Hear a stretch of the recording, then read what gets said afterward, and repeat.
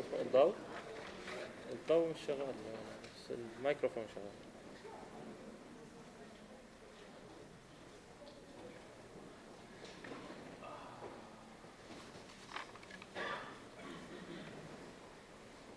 Good evening and thank you all for coming tonight.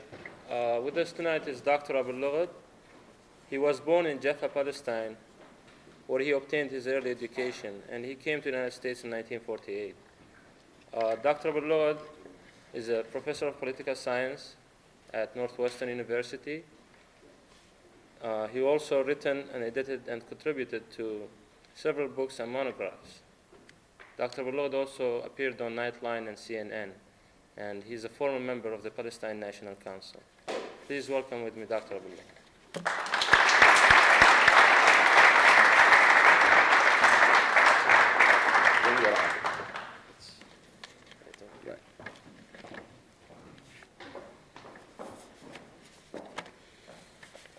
Good evening. Thank you, Nasser, for your introduction. And thank you also for inviting me to speak on the peace process. I explained today at a noon lecture that I engaged in that this is my third visit to this campus. This means that I probably am a candidate for tenure at this university. The first time I came was in 1968. That's a long time ago. And it was in the wake of the Arab-Israeli conflict in June 1967. And very soon, we were then, it was a two-day conference, the proceedings of which are published, and I'm sure you can find them in the library in this university. And we were a number of participants. One side was described as the Arab side, an undifferentiated whole where the Arabs, all 200 million of them, against the Israeli side, and the Israeli side was represented, of course, overrepresented at the panel. Because the Arabs, if you put 5, that's 4 too many. There should be 1. And then we had this American Jewish professor and this Israeli professor and the other one. But there were about 5, 6 views that represent the Israeli side. And the Arab side, I think we were probably 4. Of course, we didn't agree on a solution. That's number one. Number two, and I think it was interesting, there was no mention in the conference, in the title of the conference, and in the title of the discussion, there was no mention of Palestine. It was then the Arab-Israeli conflict. And we were to address ourselves to the settlement of the conflict as it erupted in 1967. Well, within a few months, that's in June of 1992, it will be the 25th anniversary of Israel's occupation. It is the 25th anniversary of that conflict. And we are still talking about the peace process. That's number one. Number two, so the proceedings are there. I think it would be interesting to compare if the similar conference is organized today, whether in fact Palestine would be ignored. And here I would like to remind you, so this is the first time. The second time I came, actually I spoke probably in the same hall. That was in the 70s, and it was in the post-73 war. I seem always to come after war. So I'm very glad to come now in the wake of the peace process. So that is a good omen, and that's for that, I'm grateful to the lectures committee and the student government and for arranging this discussion.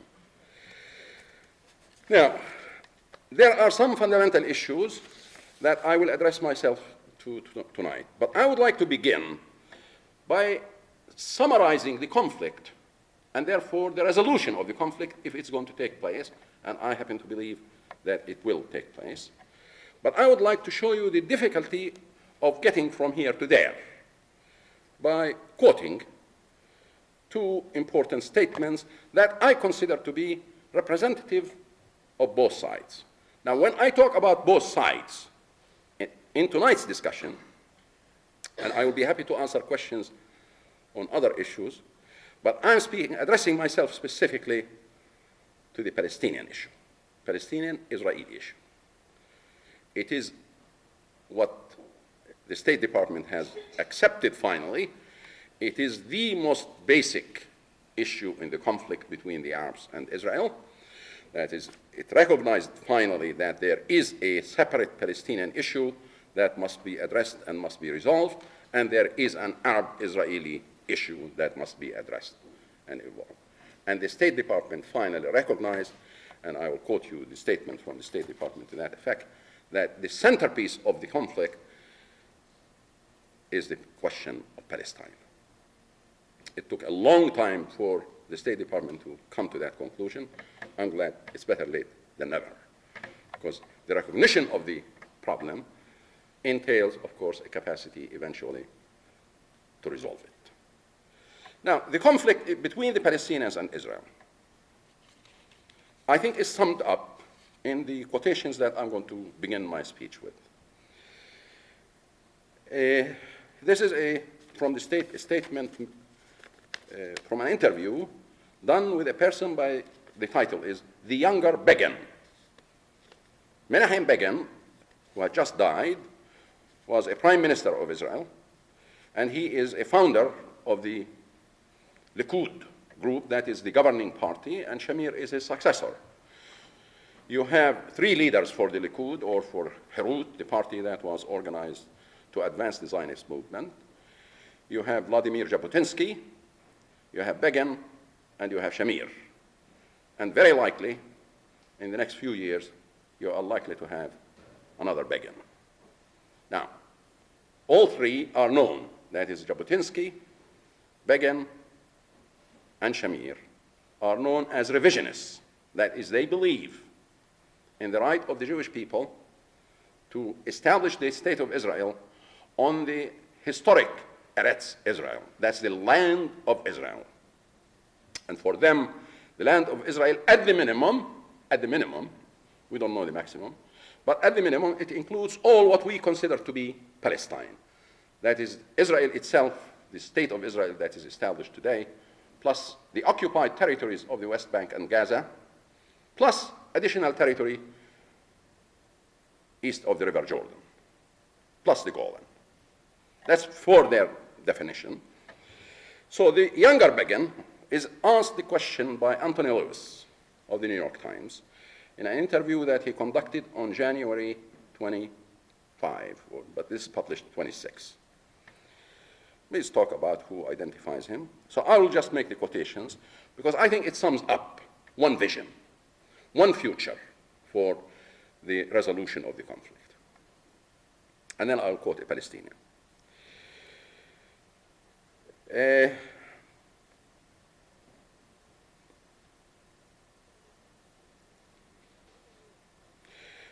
Anthony Lewis asks Begin, the younger Begin, whether he is going to be like his father in sort of championing a peace settlement that will entail withdrawal from the occupied territories of the West Bank and Gaza in return for peace, the way Egypt did in the Camp David Accord.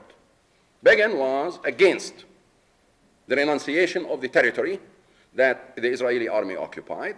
He was against the renunciation of the occupation of Sinai, and then he experienced a change.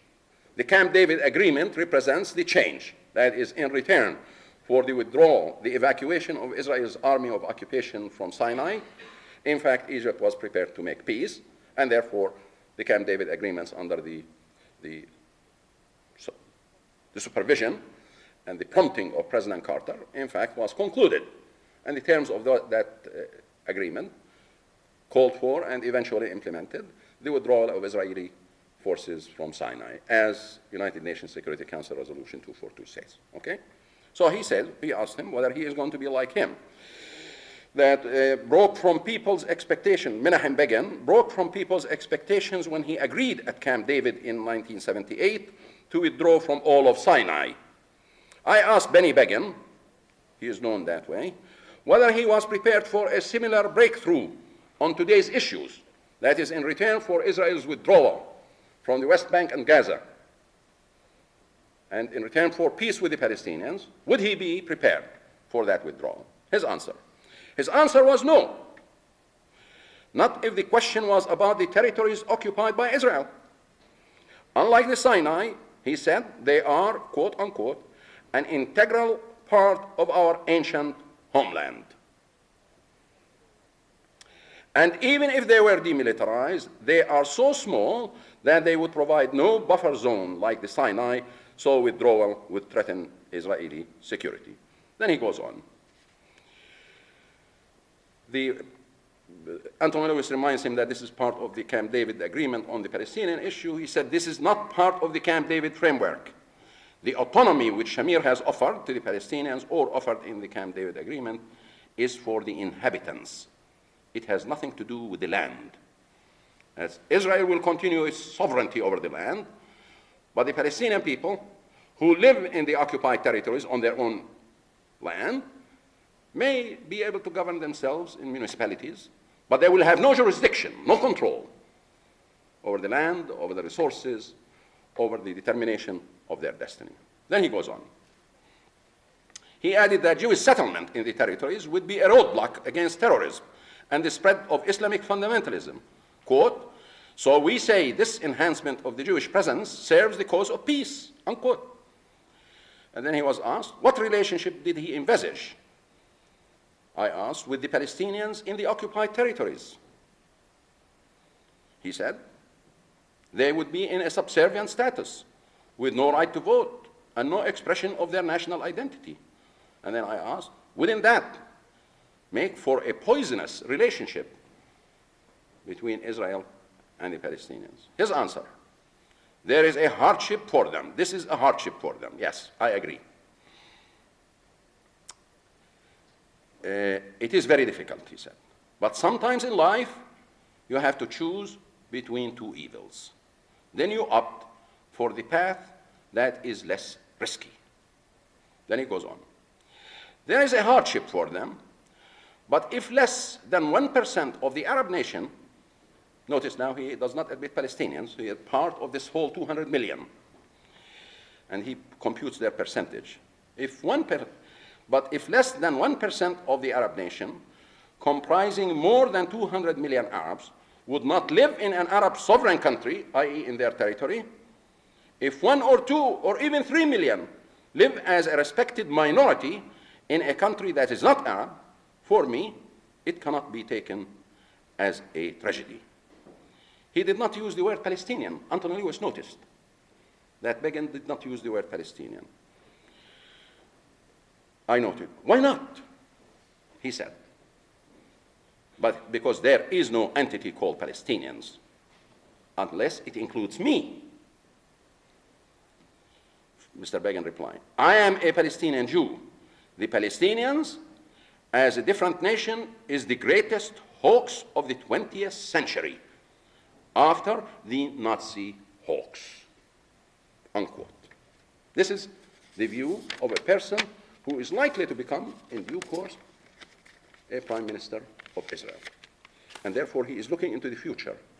And the formula that has been suggested by President Bush, land for peace, that's the formula that underlies the peace process. At least that's what President Bush is saying. And that is the framework for the peace conference that began in Madrid and continued in Washington and is likely to continue. This is his answer. He will not withdraw. He does not recognize the Palestinians as a people, and he thinks it's a hoax. So any person who calls himself a Palestinian is imagining himself. There is no such thing. Now, he is consistent with Israel's tradition on the issue of the Palestinians. Golda Meir said, there is no such thing as a Palestinian people that we evicted from the land. They don't exist. Well, now, the answer to this is a vision. And Anthony Lewis is correct in noting that this vision obviously leads to disaster. What this vision entails is a life of total domination of one people by another. The Palestinian side, on the other hand, offered a different kind of vision. And I just quote from the opening statement of the Palestinian delegation at the Madrid conference. and this is part of the speech that the chairman of the delegation spoke.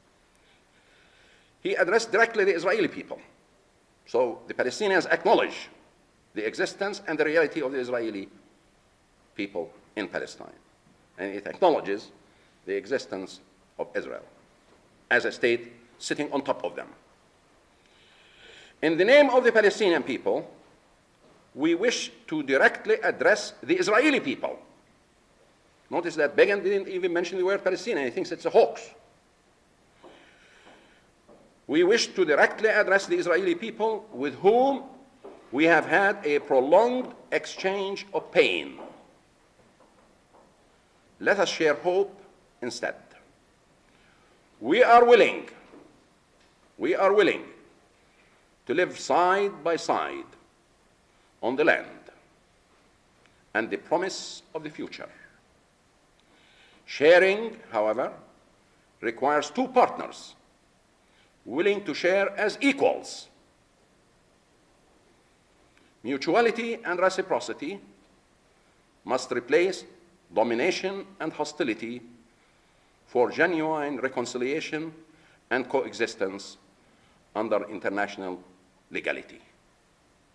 Your security and ours are mutually dependent, as entwined as the fears and nightmares of our children. We have seen, well, I'm not going to go into that, but this sums it up.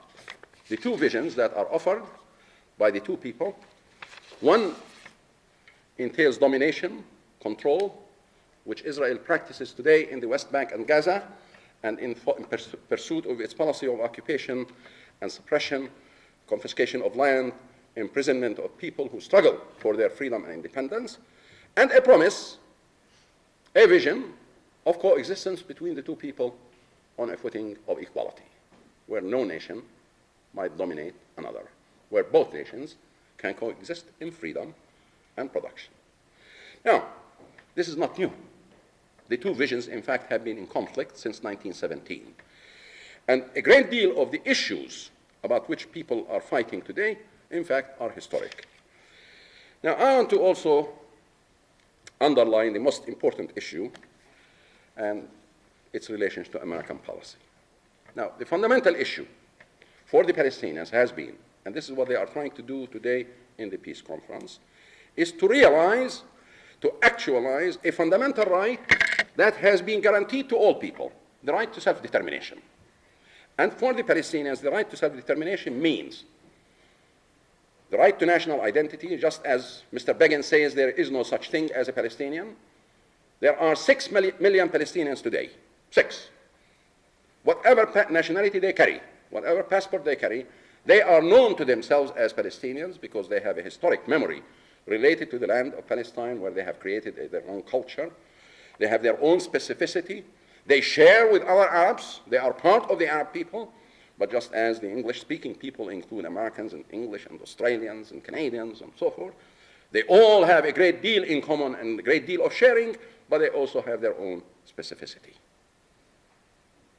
Now, the Palestinians, the 6 million Palestinians, wherever they are, from Japan to the United States to the West Bank, and to Jaffa and to Haifa, they share a great deal in common, which animates their struggle to self-determination. Their right to refer to themselves and to be known by others, and therefore to contribute, to enhance their national identity, whatever it translates into, in terms of education, in terms of culture and symbols.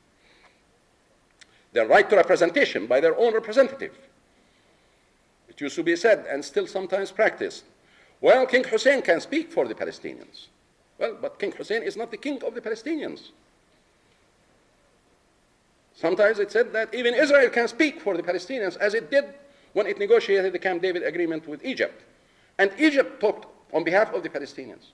Everybody can speak for the Palestinians except the Palestinians. They don't have a tongue, they don't have a language, can't express themselves. But they do. And they have a leadership. They acknowledge their leadership. A leadership that articulates their political program and their ambition and their aspiration, as I quoted from Dr. Haydar Abd al-Shafi, the chairman of the delegation. He can speak English even. So in any language, the Palestinian leadership is able to articulate its goals. And therefore, their right to national identity, their right to be represented by their own national leadership, and clearly their right to establish an independent state as a national community, which is guaranteed by the United Nations Charter, which President Bush espouses and supports all the time. If we respect the United Nations Charter, it guarantees to people, to all people, the right to self-determination. It's an ancient right. The UN didn't create it. And the right, of course, the Palestinian people to return. This is the summing up of the right to self-determination. Now, I want to say a word about the United States policy. The United States policy historically has been opposed to the right to self-determination of the Palestinian people, historically. Whereas the United States government, in fact, and the American people have supported practically all people's right to self-determination, all freedom, all struggle for national integrity and dignity and so forth. In the case of the Palestinians, in fact, the United States government, and that is literally true, has never supported the right of the Palestinians to self-determination. For reasons that are slightly different from Israel's. And I may a bit later expound on that. And I'll quote to you just a most recent statement, that is the statement that was articulated by Secretary of State Shultz when the whole issue of self-determination and representation were combined. This is from the Department of State Bulletin, and I heard Mr. Shultz himself say it. The United States cannot accept, quote unquote, self-determination when it is a code word, and he is right in that, it is a code word. When it is a code word for an independent Palestinian state. You can't be more explicit. The United States cannot accept self-determination when it is a code word for an independent Palestinian state or for unilateral determination of the outcome of negotiations. Now, any negotiations between two adversaries must lead to peace. That's what the negotiation is about. In a conflict, you negotiate for peace. The outcome of peace must be accepted for both people. For one party, in the negotiation between the Palestinians and Israel, it must accept for both people, they must accept each other's legitimacy and existence, and under conditions of freedom and equality. Now, that condition, if it is to be fulfilled, entails the establishment of a Palestinian state. Now, Mr. Shultz is saying it cannot accept an outcome. So when we say, why are we going to the negotiations? We are going to have an independent state. So we regulate our relationship with each other. All right. To expect, he continues, to expect the Palestine Liberation Organization to accept Resolution 242 and 338 as the basis for negotiation is not to ask it to make concessions. Well, they accepted that. Israel has not accepted self-determination, and the United States still does not accept self-determination. Those resolutions lay out basic principles which the international community has decided must be reflected in a peace settlement. That's what they are doing today. In the peace process that we are talking about, the framework for the peace process is Resolution 242 and 338, which in the preamble of 242 says it rejects the principle of the acquisition of territory by force. Now, the clear implication of the principle is that Israel must leave the West Bank and Gaza to enable the Palestinians to realize themselves in that territory, and that is the formula that underlies the concept of land for peace. Now, self-determination and the absence of representation has a long history. In the Palestinian right to self-determination, in fact, was accepted provisionally by the League of Nations when it said, certain communities formerly belonging to the Turkish Empire have reached a stage of development where their existence as independent nations can be provisionally recognized, subject to the rendering of administrative advice and assistance by a mandatory, until such time as they are able to stand alone. This was done in 1921. We are now in 1992. And the Palestinian people's provisional independence has now been rejected to obliteration. You may not even become independent when you were recognized as being provisionally independent in 1921. 1921. But they were not serious in 1921 because there was also another statement that was made by Lord Balfour, the famous author of the Balfour Declaration, when he said, in fact, that we do not, and I quote him, "For in Palestine, we do not even propose to go through the form of consulting the wishes of the present inhabitants of the country," that's the Palestinians. "The four great powers," that's Britain, France, they are now retired powers, but they are still great. "The four great powers are committed to Zionism. And Zionism, be it right or wrong, good or bad, is rooted in age-long tradition, in present needs, in future hopes of far profounder import than the desires and prejudices of the 700,000 Arabs who inhabit that ancient land, i.e. the Palestinians." So Zionism is much more important than the Palestinian people's wishes. So neither the Palestinians rejected the mandate, they didn't accept the transformation of Palestine into something else, and that's where the conflict began. Now, as the fight began, when the Palestinians in fact campaigned for independence, as they campaign today, they visited Mr. Churchill, Winston Churchill, who was the Secretary of the Colonies. That is tremendous. He has symbolic value in the Third World because he is a colonizer, imperialist. And he came to Palestine, and he wanted to administer the place, to give the final stamp of approval on the mandate. And a Palestinian delegation representing the Palestinian people then came to petition him as good people. They asked him, as they do today, "We have the right to self-determination. We want to have an independent state. We fought with the Allies on the promise of independence." Well, Mr. Churchill's answer, he met the Palestinian delegation. Actually, he didn't meet them. He had his secretary inform them. Because they made two claims, that we represent these people, we have been elected, actually they were, and therefore we speak on their behalf, and we want independence. So his secretary informs him that Mr. Churchill does not acknowledge you as the representatives of these people. Because the only way you can be representative is if you have elections. And it is our job to organize elections as part of self-government, and we have not done so yet. And in any case, and I'm quoting him, "You do not claim to represent the Jewish population of Palestine." And the Jewish population of Palestine at the time was 60,000 people, as again the 700,000. So they represent 700,000, and he didn't acknowledge their representation of the 700,000 because they don't represent the 60,000 who were promised by the Balfour Declaration. So he said he will not meet with you because he does not acknowledge you.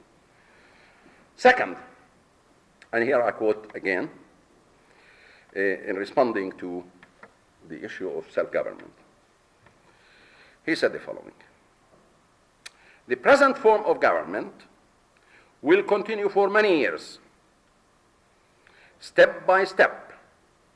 That's the colonial government that is imposed by the League. "Present form of government will continue for many years. Step by step, we shall develop representative institutions leading to full self-government." Not independence, full self-government, I don't know what that means. "But our children's children," I'm computed, their children, his children. So this is my generation now, okay? "But our children's children will have passed away before that is accomplished."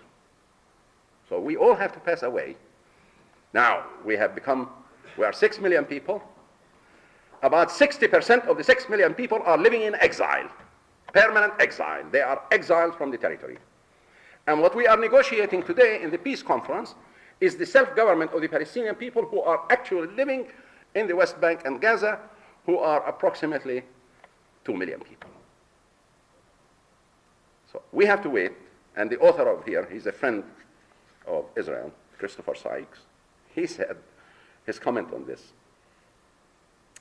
"The prospect of waiting for independence till sometime in the middle years of the 21st century, in the New World Order that we are talking about now, the prospect of waiting for independence till sometime in the middle years of the 21st century depressed the delegation and confirmed them in that persistent Arab belief that Zionism was part of a subtle strategy to keep Syria and Palestine permanently enslaved by her new overlords.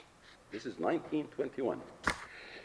So the issue today is, do the Palestinian people in fact have the right to represent themselves in the negotiating process? Well, Mr. Baker, I think, finally succeeded in finding an acceptable formula that the Palestinians accepted, that Israel accepted, that the United States government accepted. Now, the United States government does not acknowledge the Palestine Liberation Organization as the representative of the Palestinian people. The world does, but the United States and Israel don't. But for a delegation to have appeared in Madrid and to continue its discussions in Washington, that delegation had to be mandated by the legitimate representative of the Palestinian people, by their political leadership. And the political leadership, that is the PLO, in fact authorized the delegation that came to Washington to go. And each time Mr. Baker met with the Palestinians of the West Bank and Gaza, they actually had to show him their mandate. That is, Mr. Arafat sent them a fax. Fax machine is a wonderful invention, which is extensively used because they do all their work by fax. So Mr. Baker doesn't have to talk to Mr. Arafat. He doesn't acknowledge him. He doesn't recognize him. But he wants to see the signature. These people with whom he's talking, do they have the authority from Mr. Arafat to negotiate? So he says, yeah. I mean, he just takes a look at that. He doesn't acknowledge. Then he continues the discussion with them. And then he tells Israel that we are dealing with the West Bank and Gaza. We are dealing with the inhabitants that you are talking about. You don't acknowledge the PLO. These are not PLO. He sugarcoated the whole thing. So Israel says, we are not negotiating with the PLO. Therefore, we are not negotiating with the Palestinians. But this delegation will not go anywhere unless it's authorized. So for them, they say, and he says it in Madrid, Mr. Haider al-Shafi'i spoke openly about the fact that he quoted Mr. Arafat, so our national leader, he said so. Israel accepted this delegation. The delegation accepted its position. And then they invented the formula of a joint Jordanian-Palestinian delegation. That is, it's a fiction, because the joint Palestinian-Jordanian delegation have two tracks. One called Palestinian track, the other is a Jordanian track. And everybody can negotiate his issues. Now, the issues that the Palestinian delegation negotiate clearly are the issues of the independence of the West Bank and Gaza. Now, at the peace conference, there are two proposals. The summation that I gave you, the two proposals, the two comments that I quoted to you, in fact, are the rhetoric for two concrete proposals, which are to lead to the settlement of the issue of Palestine between the Palestinians and Israel. And the two proposals are, I'll summarize them for you. Proposal number one was submitted by the Palestinians, and it's called a proposal for the establishment of self-governing authority, Palestinian self-authority. That's what it's called. And it gives the principles and a mechanism. And it says that this proposal, in fulfillment of the invitation that was extended by the co-sponsors of the conference, who said in their invitation, Mr. Baker said it, and I have the text, he said the negotiations are to revolve around the transfer of authority from the occupying power, that's Israel, to a Palestinian authority. So he recognizes that there are two. There is an occupier and there is an occupied. And the task of the negotiating process is to make it possible for the occupier to shed its authority and to cease its occupation gradually, and for the Palestinian authority to come about, in fact, to receive that authority and exercise it. Well, that's one proposal that the Palestinians, and the first item in that proposal is elections for a national legislature. That's to have an authority in the West Bank and Gaza. Somebody must put it there in position.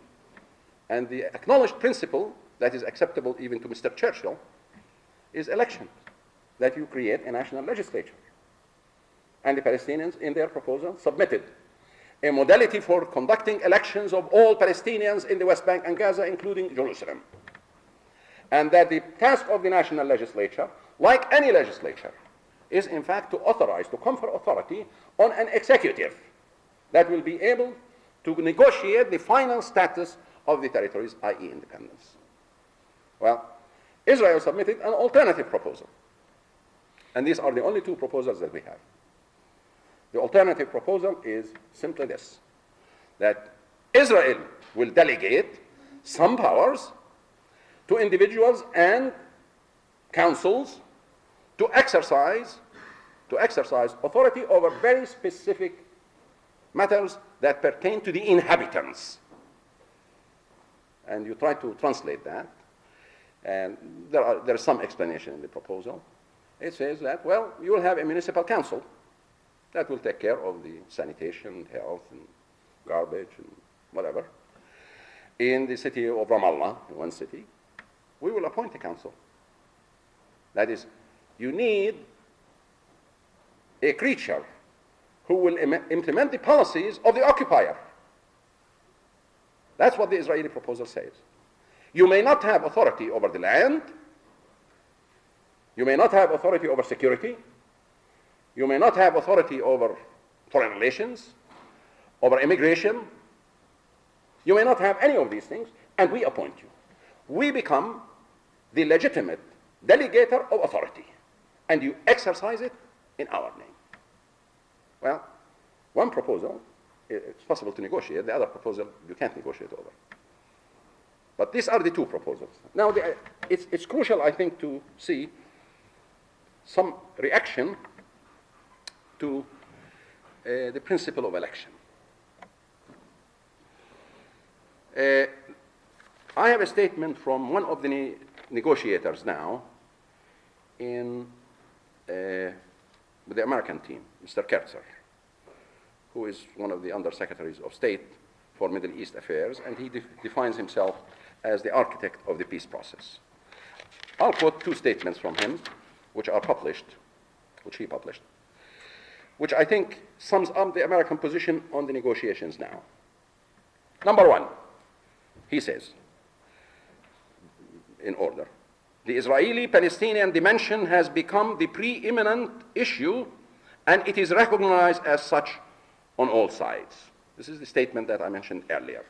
There is now widespread recognition that you can't proceed with a separate peace between, say, Syria and Israel, Lebanon and Israel, without addressing yourself to the Palestinian issue. So that's number one. Number two,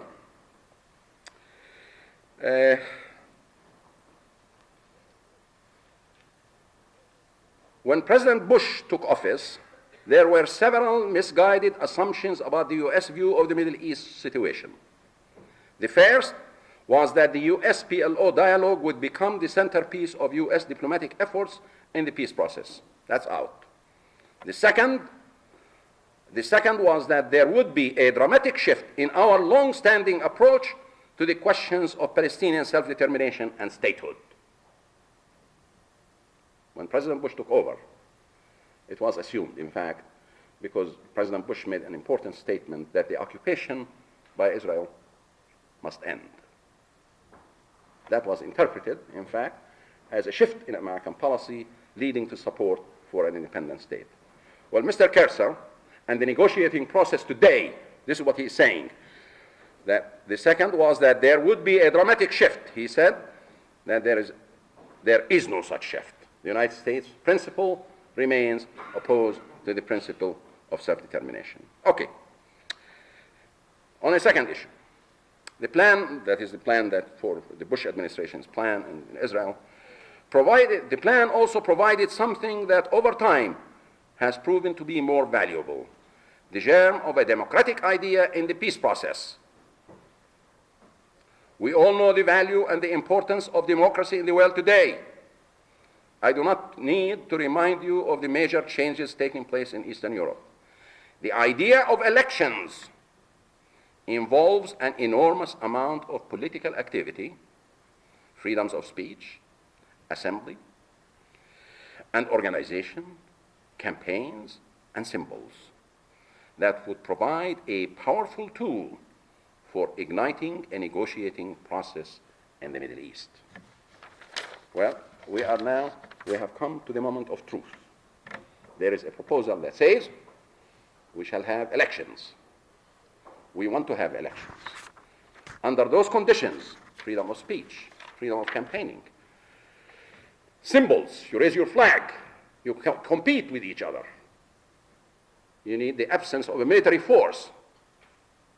How do you reconcile free elections with a military occupation that arrests people? A military occupation that has already placed in prison over 25,000 Palestinians, that has exiled, expelled, and continues to expel even people who are part of the delegation that is negotiating peace in Washington, or imprisons them. So, elections. Everybody is for elections. We support democracy in Eastern Europe. We should support it in Palestine. The proposal that the Palestinian delegation has done is in conformity with what Mr. Kerzer has said the Bush administration will support. The question is whether, in fact, they will follow through. The United States has also established as a core principle that democracy is a value that has importance in the Middle East conflict resolution process. It is a powerful tool and a powerful objective for Palestinians, for Arabs, and Israelis to be striving toward. Well, Palestinians have taken the first step in that. First, they have appointed a delegation that is recognized even by Mr. Baker, in fact, to have the total support of an electorate that must be permitted to elect. The United States position is crucial on this. I think we have two proposals. Now, let me say a few words about the United States policy in terms of why it is pushing this peace process. I think it's very important for us to recognize that there has been an important change in American policy, despite the fact that it is opposed to self-determination.